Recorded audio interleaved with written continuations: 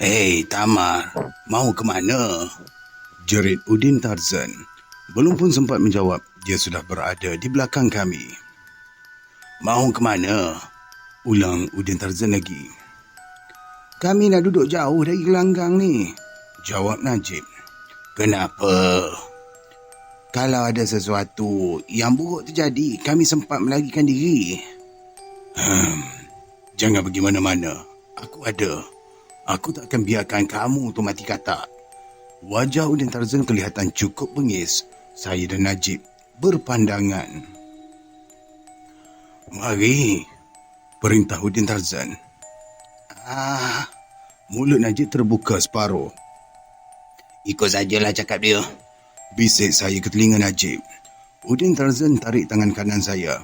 Tidak ada bantahan. Saya hanya mengikut sahaja. Langkah Udin Tarzan cukup cepat. Sesekali saya terlihat ada sesuatu dalam saku seluarnya. Bentuk benda itu bulat dan berat. Saya terus menumpukan perhatian pada benda yang berada dalam saku seluar Udin Tarzan. Bila Udin Tarzan melangkah, benda dalam saku seluarnya dapat dilihat dengan jelas. Darah saya tersirap. Udin Tarzan memiliki pistol. Jenis apa ya? Saya sendiri tak tahu. Dan saya tak kuasa untuk menyoalnya. Itu bukanlah urusan saya. Kalau ditanya, mungkin akan menimbulkan kemarahan pada dirinya. Kamu berdua duduk je dekat sini. Itulah arahan Udin Tarzan. Saya dan Najib segera mematuhinya. Duduk di tepi gelanggang dekat dengan Agam yang kelihatan menggigit hujung jari kelingking. Lelaki dari Kelantan itu terus menepuk-nepuk kepala ayam sabungnya dengan penuh manja. Dia terus keliling gelanggang, mempamerkan rasa bangganya kerana memiliki ayam sabung yang handal. Bila sampai depan Agam, lelaki dari Kelantan itu terus menghentak-hentakkan kaki kanannya. Orang yang berada keliling gelanggang terus ketawa. Lucu melihat telatah lelaki dari Kelantan itu. Agam terus mengeliat dan turut ketawa. Diam, jerit Udin Tarzan. Ketawa terus berhenti dengan serta-merta. Udin Tarzan mengeluarkan pistol. Muncung pistol itu dihalakannya ke dahi Agam.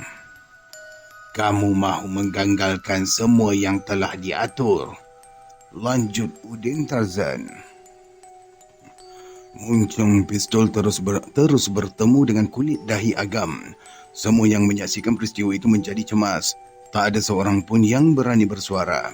Lelaki dari Kelantan bersama dengan ayam sabungnya terus menyembunyikan diri di Perdu Bertam.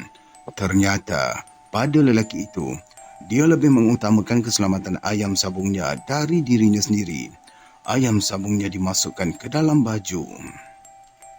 Mahu lawan sabung atau tidak? Udin Tarzan berikan kata dua. Agam masih lagi kelihatan tenang. Masih sempat senyum dan menjamah hujung pistol yang bertemu dengan dahinya. Sabar. Marah tu mainan syaitan. Orang yang waras tak pernah marah, ucap Agam. Jangan kau nak mengajar saya. Tidak, saya bercakap perkara yang benar, tambah Agam. Perlahan-lahan pistol dari tangan Udin Tarzan diambilnya. Saya lihat Udin Tarzan tidak melawan, kelihatan seperti kena pukau. Kita ni mestilah bertindak dengan tenang, tambah Agam. Pistol Udin Tarzan yang berada di tangannya dicampakkan ke tanah. Saya dan Najib menggelengkan kepala bila melihat telapak kaki kanan Agam memijak pistol milik Udin Tarzan. Pistol itu terbenam ke dalam bumi. Bila telapak kaki kanannya diangkat, badan pistol itu kelihatan berasap. Semua yang ada di situ menggelengkan kepala. Pistol itu bertukar menjadi besi yang amat buruk serta berkarat. Minta maaflah. Saya ni tak mahu nak bersabung ayam, ujar Agam lembut. Udin Tarzan terus menggosok batang leher. Sinar matanya memancarkan kemarahan. Tetapi dia tidak dapat bertindak ataupun melakukan sesuatu. Kenapa? Tadi awak yang mencabar. Suara Udin Tarzan amat perlahan sekali. Tunduk tidak berani menentang wajah Agam. Kehebatan, kesombongan dan kegagahan Udin Tarzan hilang dengan serta-merta. Semua orang yang berada di sekeliling gelanggang merasa hairan dan amat terkejut sekali. Kenapa? Susul lagi Udin Tarzan. Saya ni memang tak minat lah. Kalau tak minat, kenapa yang kamu mencabar? Saya cuma nak tengok muka orang yang ada menyimpan ayam sabung. Ah, awak ni permainkan kami. Udin Tarzan mengeluh. Berjudi bukanlah mainan hidup saya. Suara Agam bergetar. Dia menoleh ke kanan sambil menggosok pangkal hidungnya 2-3 kali. Agam terus tepuk pangkal lengan kanan dengan telapak tangan kiri 3 kali berturut-turut. Selesai saja Agam tepuk pangkal lengan kanannya, Udin Tarzan bagaikan tersedar dari lamunan. Dia terus bertempik sambil mengambil sepotong kayu yang berada di sudut kanan gelanggang. Udin Tarzan bersedia untuk memukul kepala Agam. Cita-citanya tidak diteruskan, dihalang oleh suara yang menyebut namanya dari arah perdu pohon petai. Udin Tarzan segera menoleh ke arah tersebut. Kayu di tangan terus dicampakkannya keluar gelanggang. Kau datang juga, ya? Ha? Sergah Udin Tarzan. Kalau dah berjanji, mestilah datang. Belum pernah lagi menolak kalau nak bersabung. Ayam siapa lawan si jago aku sekarang ni? Kata lelaki yang muncul dari arah pokok petai. Dia memakai seluar panjang berwarna kuning, baju merah lengan pendek yang sudah pudar warnanya. Banyak, dekat RM700 ni Ali, jawab Udin Tarzan penuh yakin. Siapa lawan ayam saya? Tanya orang yang bernama Ali. Jago seluruh Kelantan. Mana dia mukanya? Ali ketawa kecil. Ini dia orangnya. Lelaki dari Kelantan muncul. Menerpa ke tepi gelanggang, lelaki dari Kelantan itu terus melepaskan ayam dalam gelanggang. Sorak dan tepukan kian bertambah hebat. Ali renung tiap wajah yang berada di situ dengan senyuman. Tiba-tiba, senyuman Ali terus berhenti bila matanya tertumpu ke wajah Agam. Tetapi semuanya kembali berbunga bila Agam memalingkan wajahnya ke arah hutan tebal. Duit sewa gelanggang, serahkan di sini, pekik Udin Tarzan. Lelaki dari Kelantan dan Ali pun serahkan duit sewa gelanggang. Kemudian Udin Tarzan pun menyerahkan wang sewa gelanggang kepada ketuanya. Dari jauh, Udin Tarzan angkat tangan kanannya setinggi-tinggi untuk memberitahu pada orang yang hadir bahawa gelanggang boleh digunakan. Sorak dan tepuk tangan orang ramai bergemuruh menguasai kawasan terpencil itu. Aku nak lepaskan ayam ni, Udin, jerit Ali. Silakanlah, balas Udin Tarzan. Tepukan dan sorak bertambah gaman. Kau lawan dia jago. Kau bunuh dia dengan taji kamu tu. Itu yang dibisikkan oleh Ali kepada ayam sabungnya. Orang ramai yang bertaruh mula membuat kumpulan sendiri. Wajah mereka didakap kegembiraan yang amat sangat. Masing-masing mengharapkan tuah dan keuntungan yang berlipat ganda. Di tengah gelanggang, 2 ekor ayam mula bertentangan. Mengembangkan kepak dan bulu leher kelihatan membesar, bersedia untuk menewaskan di antara satu sama lain. 2 ekor ayam itu tidak tahu bahawa nyawa mereka dipertaruhkan demi kepuasan hati manusia yang selama ini dianggap bijak dan bertamadun, mempunyai nilai budi dan perasaan yang tinggi. Bila berhadapan dengan suasana demikian, saya segera terfikir bahawa ada waktu dan ketikanya manusia ini lebih kejam, lebih bodoh dari 2 ekor ayam sabung yang berada di tengah gelanggang. Setiap kali ayam milik Ali membenamkan tajinya ke leher ayam jago milik lelaki dari Kelantan, suara sorakan dari tepi gelanggang terus melangit. Ada yang terkinja-kinja, menari macam beruk dapat belacan. Secara mendadak, tepukan dan sorakan terus berhenti. Semua biji mata tertumpu ke arah Agam yang berdiri di tengah gelanggang. Bagaikan kilat, Agam menangkap ayam milik lelaki dari Kelantan yang kelihatan terhuyung-hayang. Beberapa helai bulu kepaknya mula berjatuhan. Balungnya berdarah, begitu juga dengan bahagian lehernya.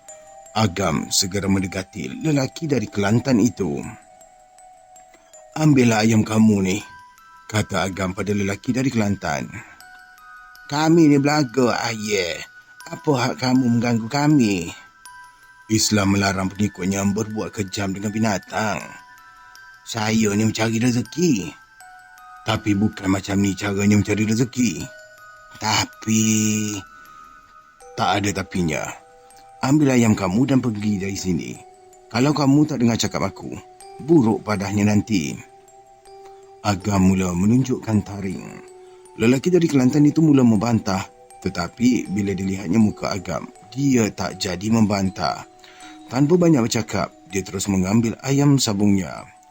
Lelaki dari Kelantan itu mengatur langkah menuju ke arah pondok tempat Ketua Udin Tarzan berehat. Agam renung ke kiri. Didapatinya ayam sabung Ali tidak berada di gelanggang lagi. Sebahagian orang ramai yang berada di tepi gelanggang mula beredar. Masing-masing bersedia untuk menyelamatkan diri andainya tercetus sebarang perkelahian. Kamu kemari dekat dengan aku, ujar Agam pada Ali yang bersila di tepi gelanggang. Ali tidak memperhiraukan arahan dari Agam. Dia terus membiarkan ayam sabungnya mematuk padi atas telapak tangannya. Sesekali Ali meraba ulu golok yang terselit di pinggangnya. Dia terus bersiul-siul kecil. Hei, ayam sesat, jangan cuba nak tunjuk handal di tempat orang. Ali mula menyindir. Badan ayamnya diurut perlahan-lahan. Pulanglah dan buat kerja lain, tingkah Adam. Jangan ajar saya lah, jawab Ali. Bukan ajar, tapi nasihat. Diamlah kau bangsat, pekik Ali sambil mencabut golok di pinggang lalu dibaling ke arah Agam. Cepat-cepat Agam mengelak. Golok itu pula melekat pada pohon pulai. Agam terus menerpa ke arah Ali. Cepat-cepat Ali melompat dan lari ke arah pondok tempat Ketua Udin Tarzan berehat. Ayam Ali terlepas lari ke dalam semak. Agam pula masih lagi berdiri di tengah gelanggang yang sudah ditinggalkan oleh para peminat ayam sabung. Saya dan Najib yang sejak tadi menjauhkan diri dari gelanggang mula rasa gelisah. Tetapi kami yakin Agam tidak akan bertindak sesuatu terhadap kami. Demi keselamatan diri, kami segera berlindung di sebalik pohon yang besar. Kita balik saja, Najib. Aku ni tak suka tengok orang bergaduh, kata saya lemah. Kita tunggu dululah, Tamar. Kita tengok siapa handal. Lagipun kita duduk sembunyi je sini. Tak ada siapa pun yang tahu. Aku takutlah. Dan sudahlah, Tamar. Kau tengok tu. Saya segera tegakkan kepala.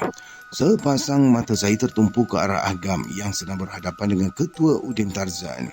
Dalam jarak beberapa kaki dari ketuanya, kelihatan Udin Tarzan, lelaki dari Kelantan dan juga Ali. Mereka ni memegang kayu bulat yang panjangnya lebih dari 6 kaki. Saya dan Najib merangkak di celah-celah pohon kecil mendekati mereka. Kami mahu mendengar apa yang diucapkan oleh Ketua Izzuddin. Ketua Udin Tarzan pada Agam. Tanpa diduga, Udin Tarzan, lelaki dari Kelantan dan Ali melakukan serangan yang serentak ke arah Agam. Saya lihat Agam begitu tangkas mengelakkan serangan yang datang bertubi-tubi. Agam lebih banyak bertahan dari melakukan serangan. Agam berusaha dengan sedaya upaya agar orang yang menyerangnya tidak cedera. Dia lebih suka melihat mereka ni tewas akibat kepenatan. Ternyata, taktik yang digunakan oleh Agam amat berkesan sekali. Ketiga-tiga penyerangnya tercungap-cungap dan terus jatuh ke bumi. Aku ni tak mahu nak bergaduh. Aku sekadar mahu membetulkan kamu dari membuat kerja maksiat. Baliklah ke rumah kamu, tutur Agam dengan tenang. Udin Tarzan, lelaki dari Kelantan dan juga Ali segera bangun. Mereka ni seperti dipukau mencari lorong untuk pulang ke rumah masing-masing. Tanpa diduga, Udin Tarzan pusing ke kanan lalu mengeluarkan rantai basikal yang diikat pada kayu kecil dari saku seluarnya. Udin Tarzan menerpa ke arah Agam. Dia terus melibaskan rantai basikal ke badan Agam. Aneh, walaupun mata rantai basikal itu membelit ke tubuhnya, tetapi Agam tetap tenang dan tubuhnya tidak mengalami sebarang kecacatan. Tubuh Udin Tarzan menggeletar. Dia menjadi panik bila melihat mata rantai basikal itu relai jatuh ke bumi dalam bentuk ketulan hitam yang kecil macam tai kambing. Udin Tarzan terus buka langkah 1000. Terlanggar pula tunggul dan akar hinggakan jatuh tunggang langgang. Dia tetap bangun dan terus berlari. Bahu Agam dipaut dengan kuatnya dari belakang, sukar untuknya menoleh ke kiri dan ke kanan. Pautan itu seperti mencengkam dan terbenam dalam kulit tubuhnya. Agam yakin cengkaman itu bukannya dari jari jemari manusia. Kamu belum tahu ada orang yang berani kacau aku. Ketua kampung, penghulu dan ketua balai polis ini tak berani kacau aku. Kenapa pula kau yang sibuk, ha? Sebagai orang Islam, aku ni berhak memberitahu atau membetulkan kesilapan yang kamu buat. Apa kesilapan yang aku lakukan, ha? Kamu tu bapa maksiat, ucap Agam lantang. Biadab, sergah lelaki ketua Udin Tarzan. Agam tidak menjawab kutukan itu. Dia termenung sejenak, macam ada sesuatu yang difikirkannya. Agam mengambil keputusan tidak mahu berkeras dengan lelaki berbadan tegap, tingginya pula hampir 6 kaki. Nama aku Amjal Kamal. Lelaki itu memperkenalkan dirinya. Dia membuka baju yang membaluti tubuhnya. Bajunya dicampakkan ke bumi lalu dipijak. Kedua belah lengannya penuh dengan tangkal dan azimat. Lelaki itu mengeluarkan sebilah keris pendekar. Dia terus menikam perutnya dengan keris itu bertubi-tubi. Mata keris itu terus bengkok. Kulit perutnya tidak tercalar ataupun luka. Lelaki itu mencampakkan kerisnya yang sudah patah ke dalam semak. Kau nampak tak sekarang? Kata Amjad Kamal sambil ketawa. Dia keluarkan pistol dari peha kanannya. Maksudnya di sini pistol itu diikat ke pangkal peha kanan dengan tali guni. Muncung pistol itu dituamkan ke dahinya. Kemudian dia menarik pemetik pistol. Satu letupan bergema. Amjal terus ketawa. Peluru pistol tidak mendatang ke sebarang kesan. Amjal Kamal terus memecahkan sebiji botol. Kaca dari botol tersebut terus ditelannya. Apa? Kamu sanggup ke menentang aku? Kalau tak sanggup, eloklah kau pulang. Jangan kau kacau kerja aku. Amjal Kamal renung ke muka Agam. Kamu ni memang hebatlah. Tubuh kamu tak makan peluru. Kalau dah tahu, kenapa yang kamu cari penyakit? Aku ni bukannya mahu cari penyakit. Aku mahu menyembuhkan penyakit kau. Apa penyakit aku, ha? Cakap. Tanya Amjad Kamal sambil menggosok-gosok pistolnya. Kau tu tamak. Tak pernah puas. Tak mahu ingatkan Allah. Kamu tu harus tahu. Bila tamak dah menguasai diri kamu, kamu lupa diri sendiri. Lalu kamu akan menyesatkan orang lain. Kurang ajar betul lah. Ya. Aku memang nak ajar kamu. Tangkal dan azimat tidak dapat menentang kuasa Allah. Mulai hari ini, kamu jangan buka gelanggang di sini. Sebaik-baiknya, kamu tu berambus dia dari sini. Agam memberi amaran. Sampai di sini, Amjad Kamal sudah tidak menahan sabar. Dia segera menatang muncung pistol ke arah Agam. Beberapa saat kemudian terdengar pula letupan yang berturut-turut. Anehnya, pepohonan di kiri kanan Agam menjadi sasaran peluru pistol Amjad Kamal. Agam tidak mengalami sebarang kecederaan. Amjad Kamal merenung kiri dan kanan. Dia mencampakkan pistol itu ke arah kami. Jatuh betul-betul di hadapan Najib dan terus meletup. Najib menjerit dan terus jatuh pingsan. Saya yang tak tahu nak buat apa, segera keluar dari tempat persembunyian. Agam mendekati saya tanpa membuang masa. Saya segera memberitahu padanya apa yang telah terjadi. Kau jangan ke mana-mana ya. Sebentar lagi kawan kamu tu akan sedar dari pingsan. Katanya pada saya. Sebaik saja saya menganggukkan kepala, Agam kembali merenung ke arah Amjad Kamal yang sedang membawa sebatang besi. Saya tak tahu dari mana Amjad Kamal tu dapat besi itu. Amjad Kamal terus mendekati Agam. Saya tengok Agam bersedia untuk menghadapi sebarang kemungkinan. Dia biarkan Amjad Kamal mendekatinya.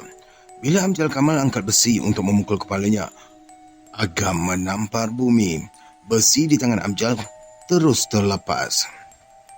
Kamu ni memang handal. Handal. Tapi Amjad Kamal tidak dapat meneruskan kata-katanya. Dia terus melepaskan satu tendangan yang kencang ke arah Agam.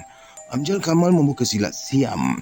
Agam pula tetap bertenang dan menepis setiap serangan yang datang. Usaha Amjad Kamal untuk menewaskan Agam dengan kekasaran tidak berhasil.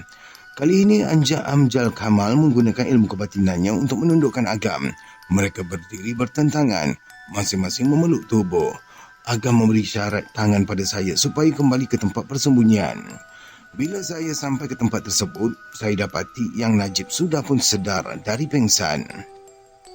Dalam keadaan yang kelam kabut itu, saya terdengar pula bunyi petir dan diikuti dengan gumpalan asap hitam berkumpul di tengah gelanggang sabungan ayam.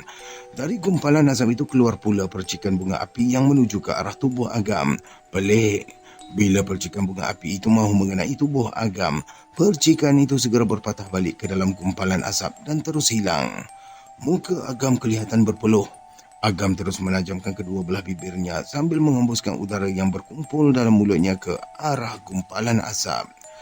Dengan sekelip mata, asap tebal itu hilang. Apa yang saya dan Najib lihat ialah lengan kanan Amjad Kamal ditumbuhi dengan bulu macam bulu orang hutan. Kukunya panjang macam kuku harimau, tetapi tangan kirinya tetap macam biasa. Muka sebelah kiri Amjad Kamal berubah bentuk iaitu kelihatan sama. Tidak ada hidung, tidak ada mata, pipi dan bibir. Kelihatan rata macam papan yang sudah diketam. Amjad Kamal berdiri kaku macam patung batu. Dari bahagian belakangnya kelihatan pula kepulan asap yang menipis. Dada saya terus berdebar dan saya segera menoleh ke arah Najib. Dia pula kelihatan tergamam. "Tamar, apa yang kita lihat ni betul-betul terjadi ke?" tanya Najib. "Ya.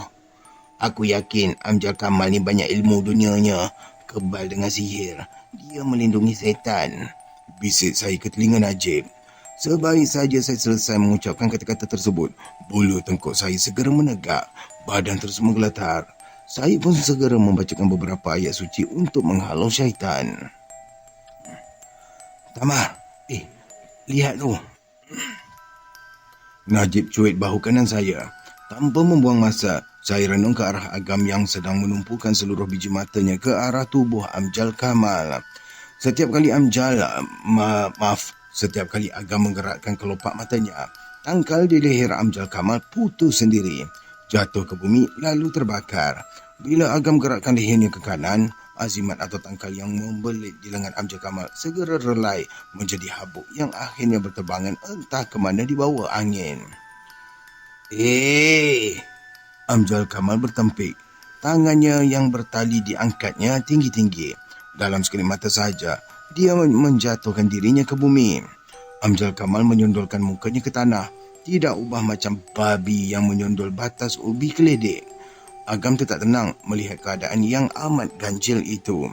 Semua gerak-gerik Amjad Kamal diikuti dengan penuh teliti. Agam meramas-ramas jari jemari tangan kanannya. Dia menarik nafas panjang. Kelima-lima jari jemari tangan kanannya menutup mata sebelah kirinya. "Hei!" Lagi sekali suara jeritan Amjad Kamal bergema menguasai kawasan hutan tersebut. Serentak dengan itu, dia terus melompat dan berdiri lurus. Saya lihat wajahnya ke arah Agam dan tanpa disangka-sangka, Agam jatuh terlentang. Kedua belah kaki Agam terangkat dan badannya berpusing-pusing di bumi macam ada tenaga gaib yang memusingkannya.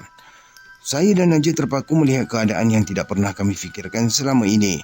Biasanya, keadaan seperti ini wujud di dalam filem yang bertemakan kisah zaman purba. "Tamar," Najib seperti berbisik. "Kenapa, Jib? Kenapa?" saya tanya perlahan-lahan. "Aku dengar macam ada suara orang sedang azan," jawab Najib. Matanya tetap liar, renung kiri, renung kanan. "Aku dengar juga ni, Jib." "Weh, kat sini tak ada masjid lah. Siapa pula yang azan tu? Waktu azhar pun belum masuk ni," Najib bersuara penuh keraguan. Dah lah. Sudah, jangan dipikirkan. Itu kerja makhluk Allah. Asalkan jangan ganggu kita sudah. "Aku ni tak puas hati kalau tak tahu, Tamar." "Kau jangan nak merepek lah." Suara saya keras lalu menutup mulut Najib dengan telapak tangan kiri. Saya bersyukur pada Allah. Tindakan saya yang agak kasar itu tidak menyinggung perasaan Najib. Dia menerima semuanya itu sebagai satu perintah yang wajib dipatuhi. Kami segera mengarahkan biji mata kami ke arah Agam dan Amjad Kamal kembali. Saya lihat Agam sudah pun berdiri. Saya tidak tahu bagaimana dia bangun. Suara azan yang mengusik gegendam telinga saya dan Najib terus gaib entah ke mana. Agam dan Amjad Kamal pula bertentangan wajah. Kedua-duanya memeluk tubuh. Antara Amjad Kamal dan juga Agam Ternyata Amjad Kamal lebih hebat. Ulas-ulas lengannya kelihatan beketul-ketul. Dadanya nampak bidang dengan rambut panjang hitam yang terkandar atas sayap bahunya. Saya lihat dada bidang Amjad Kamal kelihatan berombak-ombak ketika dia menarik nafas dan melepaskan nafas. Dari gerak-gerinya itu, ternyata Amjad Kamal menggunakan semua ilmu batin yang diketahuinya untuk menentang Agam. Aku ni tak nak apa-apa pun dari kamu. Aku ni tak nak berlawan. Aku minta kau tinggalkan je tempat ni. Suara Agam lemah lembut penuh sopan. Kau tak berhak menahan apa juga keinginan aku. Cukup angkuh, suara Amjad Kamal. Tangan kanannya merayap atas bahu kiri. Dia terus memulas hujung rambut. Setiap kali hujung rambutnya dipulas, Agam akan menjerit kesakitan. Macam ada benda tajam yang menusuk setiap sendi Agam. Aku ni merayu. Tinggalkan sajalah tempat ni, ujar Agam dalam kesakitan. Tidak, suara Amjad Kamal keras. Dia terus memintal-mintal hujung rambutnya. Agam terus mengerang kesakitan. Saya lihat kedua belah kaki Agam tidak mampu menahan tubuhnya. Dia jatuh perlahan-lahan dan terduduk atas bumi. Dari lubang hidung dan mulutnya keluar air macam air liur. Allahu Akbar, suara Agam meninggi. Serentak dengan itu, saya lihat dia bertenaga kembali. Agam bagaikan mendapat satu tenaga gaib. Air yang keluar dari mulut dan hidungnya berhenti terus. Agam menggosok-gosok kedua belah telapak tangannya. Saya lihat bibir Agam bergerak-gerak macam membacakan sesuatu. Tangan kirinya menepuk bumi 2 kali. Amjad Kamal terus ketawa. Dia seolah-olah mempersendakan apa yang dilakukan oleh Agam. Aku ni merayu pada kamu. Tinggalkanlah saja tempat ni. Agam mohon belas ihsan dari Amjad Kamal. Ternyata Amjad Kamal tidak berganjak dari keputusannya. Agam terus duduk bersila di atas bumi. Saya dongakkan kepala melihat beberapa ekor burung belatuk mematuk batang meranti yang sudah mati. Saya terasa aneh. Belum pernah saya melihat burung belatuk sebegitu banyak.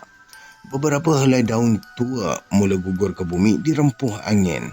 Saya lihat langit begitu cerah dengan gumpalan awan hitam yang putih bersih berarak lembut ke arah selatan. Ini hutan. Tak ada manusia yang diam di sini. Sudahlah. Kau jangan nak merepek. Amjad Kamal terus mempersendakan Agam. Dia yakin Agam akan tunduk padanya. Amjad Kamal mengambil seketul kayu lalu dibalingkan ke arah Agam. Saya dan Najib terpampan. Bila melihat kayu yang dibalingkan ke arah Agam tidak menuju ke sasarannya. Kayu itu berpusing-pusing di udara untuk seketika, kemudian hancur menjadi serbuk. Kau nak tunjuk kehebatan kau? Amjad Kamal menjadi marah. Tidak, semuanya atas kehendak Allah. Aku ni berdoa pada Allah supaya diberikan perlindungan. Kamu ni. Amjad Kamal melompat dan menerkam ke arah Agam. Cepat-cepat Agam mengangkat tangan kanannya. Amjad Kamal terpekik. Dia tidak dapat bergerak ke mana-mana. Terapung-apung di udara. Agam menurunkan tangannya perlahan-lahan.